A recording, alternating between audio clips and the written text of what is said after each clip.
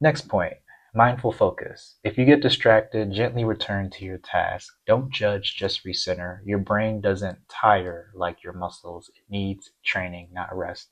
And this is something that I've learned when I was in one of those online universities, not an official one, but like in one of those courses where one of the teachers there, one of the professors, he was saying, learn how to make money using your mind.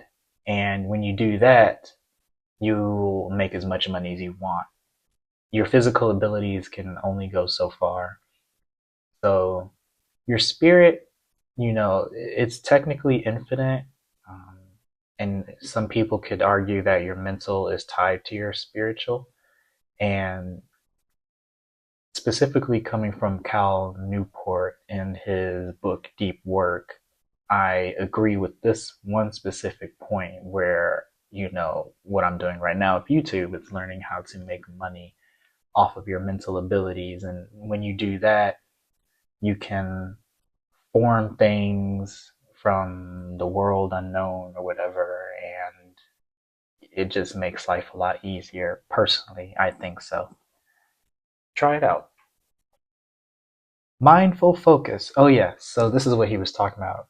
Um, this goes to like some meditations that I've been practicing personally. So whenever I get distracted or whenever I'm walking somewhere and like your mind wanders somewhere, just gently return back to what you're doing. Or if I'm doing some work and I'm writing, and then like all of a sudden, like I'm on YouTube and I type in like something that doesn't technically pertain to the task that I'm doing, like if I'm working on like some schoolwork or something, I'll just close the tab out and I'll just return back to what I'm doing.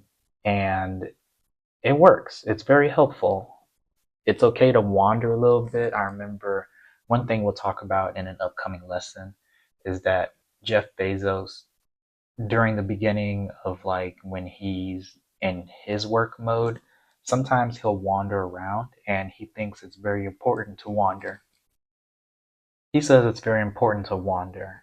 And I think that just kind of speaks to the human in us, where like if we wander, it's okay to gently just return back to what you're doing.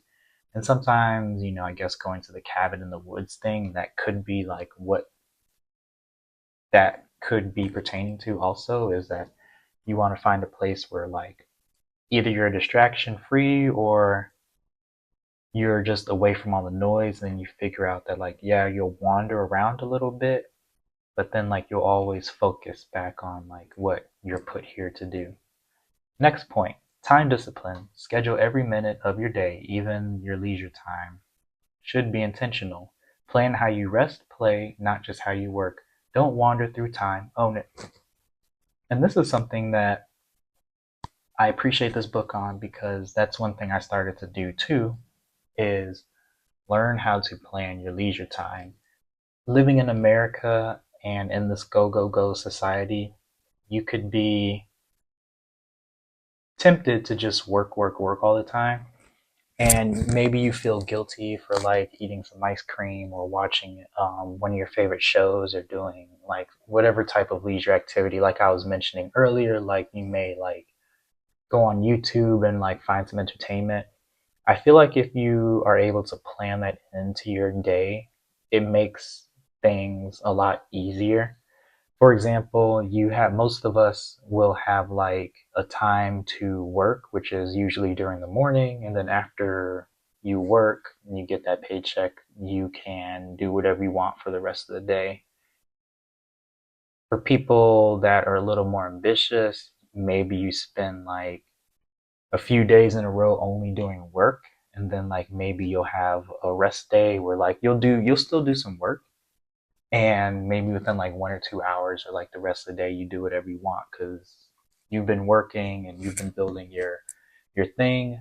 Or you may get to a point where there's people who I've heard of in the music industry where they don't take any days off because they love what they do, and they have this whole mentality of like they don't take any days off because the kind of work that they do is their livelihood. and they love to do their work so much that it doesn't feel like work. And then if they do take some vacation time or they do take some time off, some of them are still working. Or I've heard of this one music producer, he worked for like 10 years and he said with only one time within that 10 years, he took a week off from his work. So, and his work shows for it too.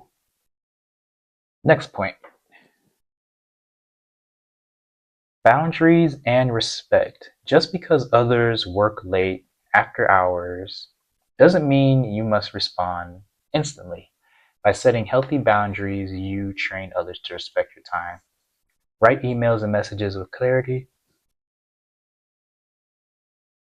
intention, and value. Make them work.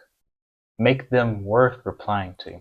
Okay, so this is for people who, I guess, work at the kind of jobs where you're on the computer a lot or you're doing like technical work on your computer. And sometimes I've heard the job I work at is more like manual labor, and I'm trying to get into more creative roles at the moment. However, for people that work in like call centers or management type roles, I've heard that like you'll have the whole day to like just do like meetings, and then like after work hours that's when they want you to do your actual work, and then that's when people will kind of call you for or email you or text you for like answers and stuff. And at that point, that's what this is saying is you want to set healthy boundaries. So like just because we're not at work anymore, even though we're still doing stuff that pertains to work, that doesn't mean you can call me like you should have had that time when you were doing the meetings to ask me for work or for questions. And you could argue on the flip side of this that if you're in a management role or if you're in a leadership role, period, your work probably doesn't end. It might be a bit different if you have your own company, so you're probably more inclined to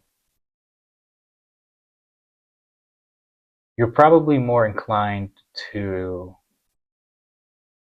do it because it's your company, it's your livelihood. So, I mean, that one can be a little bit nuanced. And the last point, when it's go time, aka war mode, sometimes deep work means going all in. Late nights, no social time, 100% commitment, especially true for entrepreneurs. This is the price of greatness. But this is a mode, not a lifestyle. Balance it with planning. So this is another thing I heard from like one of those courses I did where most of the time you want to just have this steady flow that you're going through, and then sometimes you'll need to go to war mode where like you're pulling late night hours, you're pulling 16-hour days, 18-hour days, and you're probably not sleeping too much. So that was Deep Work Notes by Cal Newport, and I hope you enjoyed.